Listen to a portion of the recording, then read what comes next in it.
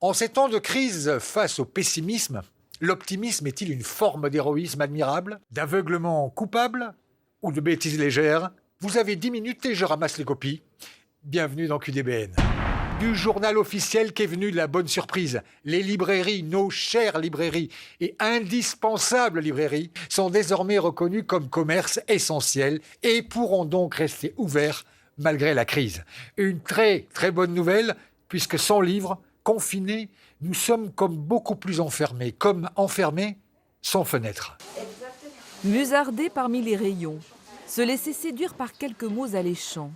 Désormais, même en cas de confinement, cela restera possible. Le décret adopté vendredi par le gouvernement a créé une heureuse surprise au sein de la plus ancienne librairie de Béziers. J'y ai pas cru. Donc ce matin, je suis venue vite à 8 h à la librairie, je me suis connectée et j'ai cherché sur Légifrance le décret. Pour le vérifier. Adieu le cliquer-collecter. Comme les pharmacies et les commerces de bouche, cette librairie indépendante restera ouverte au grand bonheur des flâneurs. C'est très bien que ça soit ouvert parce qu'on a été très malheureux pendant le premier confinement. C'est une forme de liberté, je dirais, de pouvoir accéder à la culture. Ça m'a beaucoup manqué parce que j'ai pas beaucoup de livres à la maison. Même soulagement dans cette librairie d'Angoulême. Quel prénom je mets? Anne. L'écrivain Philippe Besson y dédicaçait hier son nouveau roman, Le Dernier Enfant. Pour lui, rencontrer ses lecteurs est comme les librairies, essentiel. Ces tête-à-tête ne seront plus remis en cause. Et comme une bonne nouvelle peut en cacher une autre, les disquaires entrent eux aussi dans la catégorie des commerces essentiels. Il y a un mois à peine, on ne parlait que de ça, les antivax, les anti-vaccins, tous ces Français qui se méfiaient. Aujourd'hui, on ne parle plus que de lenteur de vaccination et de l'envie urgente de ces mêmes Français pour se faire vacciner. Il n'était que 40% en janvier, plus de 60% fin février. Serait-ce ça aussi, l'arrivée du printemps? L'optimisme serait-il de mise? La réponse avec ce reportage de notre correspondant Loïc Delamornay, correspondant aux États-Unis, ce pays submergé depuis des mois par le plus noir des pessimismes. Les USA sont le pays le plus endeuillé de la planète. Même si rapporté à leur population, le taux de mortalité n'est pas beaucoup plus important qu'en France. Et une bonne tendance semble peut-être se dessiner. Après un pic de 4407 morts la journée du 12 janvier, le bilan quotidien s'est stabilisé à 3150 décès début février, puis chute très nette la semaine dernière à 1928 morts par jour en moyenne. Entre le 2 et le 16 février, les contaminations ont également baissé de 73%. La campagne de vaccination avance vite. Aujourd'hui, 60 millions d'Américains, près de 15% de la population, ont déjà reçu au moins une dose. Et ce ne serait pas la seule raison d'être optimiste. Ce médecin de la prestigieuse université Johns Hopkins vient de faire une déclaration fracassante. La population américaine atteindrait l'immunité collective dès le mois d'avril. C'est une belle image de solidarité face à une catastrophe. Depuis vendredi 19 février, de nombreux volontaires s'activent pour nettoyer des plages dans le sud d'Israël, des plages polluées par d'importantes quantités de mazout. Selon plusieurs ONG, c'est la plus grande catastrophe écologique de l'histoire du pays. Mais face à ce drame, le nationalisme et les haines ont reculé. Parmi les milliers de bénévoles, juifs, palestiniens et arabes, côte à côte. Et ce, qu'importe à l'heure de nettoyer ces plages. L'écologie serait-elle en train de devenir une conscience au-delà des barrières culturelles et politiques? C'est nouveau, et ce serait bien que cela soit exemplaire. Restons sur la mer avec cette invention merveilleuse, le kite cargo. L'idée est simple. Pour éviter d'aggraver la pollution des mers avec leur carburant lors des traversées, des cargos ont trouvé un nouveau moyen de se déplacer.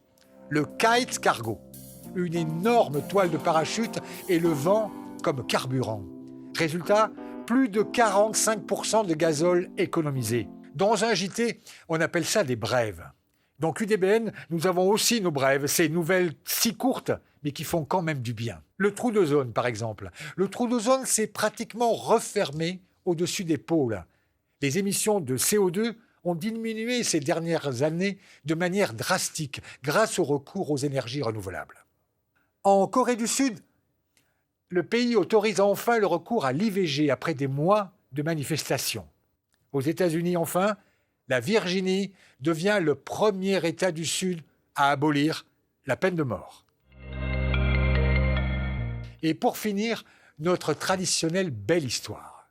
Les habitants de Pontivy, dans le Morbihan, se sont mobilisés pour que le dernier pêcheur de la commune, Tigeau, puisse continuer son activité après les dégâts causés par la tempête Justine. Pour l'aider, une cagnotte a été lancée par un de ses amis. Et Tigeau va maintenant pouvoir reprendre la mer avec dans ses voiles le vent de la solidarité. C'est un reportage de nos amis de France 3 Bretagne. Pontivy, c'est toute la vie de Tigeau. Même à la retraite, il n'était pas question pour cet ancien marin-pêcheur de quitter son port d'attache et d'abandonner la pêche. Alors il y a 7 ans, Tigeau a acheté un caseilleur-filayeur pour aller pêcher homards et araignées au large de l'île Téviec. Mais le 30 janvier dernier, la tempête Justine a mis fin à ses sorties en mer. On ne voyait plus le quai sous la mer, tellement que la mer était haute. Et à 20h30, une dame qui habite là, que je connais très bien, qui surveille le port parce qu'elle habite là, m'a appelé pour dire mon bateau avait fait un demi-tour. C'était retourné carrément. Une tempête dantesque qui va laisser le Guimax sur le flanc. Depuis, le bateau blessé a trouvé refuge dans ce chantier naval à Saint-Philibert. Mais il va falloir 200 heures de travail pour lui redonner vie, car les dégâts sont importants. Coût des travaux, plus de 40 000 €, dont une grosse partie à la charge du retraité, à moins que la solution ne vienne du vignoble nantais. Car c'est ici, à quelques kilomètres de Nantes, que vit Laurent Bourrichon. Il connaît Tigeau depuis son enfance. Et lorsque les malheurs du pêcheur ont fait le tour des réseaux sociaux, Laurent a eu l'idée de créer une cagnotte en ligne. Elle a déjà recueilli plus de 2 000 €. Les gens jouaient le jeu, mais très rapidement. J'ai vu le montant évoluer d'heure en heure. Et ça m'a même bien occupé parce que je me suis dit, bon, j'espère ne pas créer quelque chose qui va faire un flop. Et en fait, ça n'a pas fait un flop. Ça a monté comme la marée, comme l'eau qui monte dans le port.